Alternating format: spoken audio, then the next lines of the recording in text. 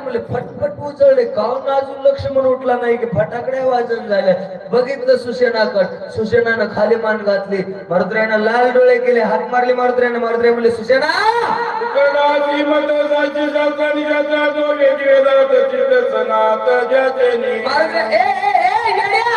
अरे ज्याच्यामुळे शास्त्राला शास्त्र पण आहे ज्याच्यामुळे वेदाला वेद पण आहे चहुवेदी झालं साही शास्त्री कार्यानं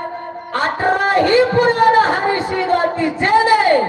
जेने तिकडचा बाळी गेली जेने त्याचे पुराणे वस्तू लागली ज्याची चाली जाणून ऐक ना